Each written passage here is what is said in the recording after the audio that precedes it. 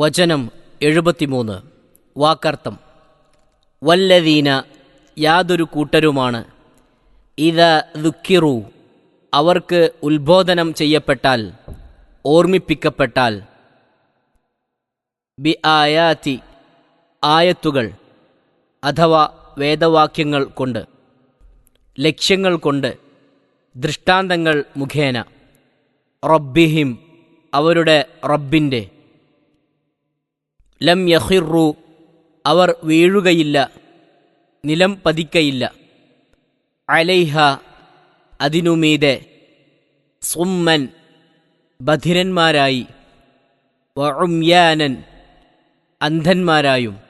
والذين إذا ذكروا بآيات ربهم لم يخروا عليها صما وعميانا.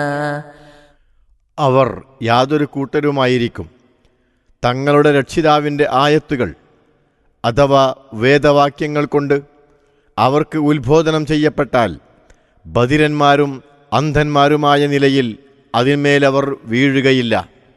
73-ാം വചനത്തിൻ്റെ വിശദീകരണം. അതായത്, അള്ളാഹുവിൻ്റെ ആയത്തുകൾ മുഖേന ഉപദേശിക്കപ്പെടുന്ന അവസരത്തിൽ അവിശ്വാസികളും കപടവിശ്വാസികളും ചെയ്യാറുള്ളതുപോലെ അശ്രദ്ധയും അവഗണനയും അവർ കാണിക്കുകയില്ല.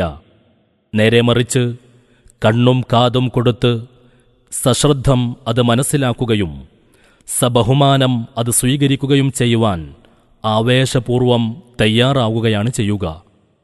ചില ആളുകൾ തെറ്റിദ്ധരിച്ചതുപോലെ, അല്ലെങ്കിൽ താൽപ്പര്യപൂർവം ദുർവ്യാഖ്യാനം ചെയ്തതുപോലെ, അള്ളാഹുവിൻ്റെ ആയത്തുകൾ കൊണ്ട് ഉപദേശിക്കപ്പെടുമ്പോൾ അതു കണ്ണടച്ച് വിശ്വസിക്കാതെ വിമർശനബുദ്ധ്യാ പരിശോധിച്ച് ബോധ്യപ്പെട്ടാൽ മാത്രമേ അത് സ്വീകരിക്കുകയുള്ളൂ എന്നല്ല ഈ വചനത്തിൻ്റെ സാരം.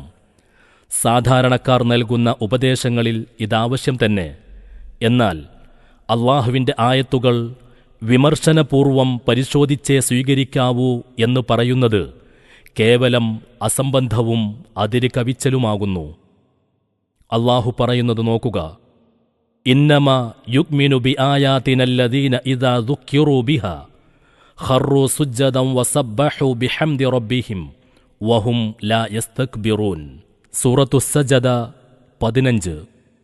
2. ഇദാ തുത്ല അലൈഹിം ആയാത്തുർ റഹ്മാനി ഖറൂ സുജ്ജദൻ വബുകിയ. സൂറത്തു മറിയം 58. സാരം: 1.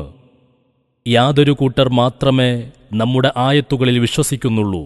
അവർക്ക് അവ കൊണ്ട് ഉത്ബോധനം ചെയ്യപ്പെട്ടാൽ അവർ സുജൂദ് അഥവാ സാഷ്ടാംഗം ചെയ്യുന്നവരായും കൊണ്ട് വീഴുകയും തങ്ങളുടെ റബ്ബിന് സ്തോത്രം ചെയ്തുകൊണ്ട് പ്രകീർത്തനം ചെയ്യുകയും ചെയ്യുന്നതാണ്.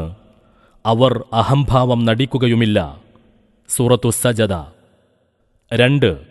അവർക്ക് അഥവാ ഇതിന് മുമ്പ് പ്രസ്താവിക്കപ്പെട്ട പ്രവാചകന്മാർക്ക് റഹ്മാന്റെ ആയത്തുകൾ ഓതിക്കേൾപ്പിക്കപ്പെടുന്നതായാൽ അവർ സുജൂദ് ചെയ്യുന്നവരായും കരയുന്നവരായും കൊണ്ട് നിലം പതിക്കുന്നതാണ്.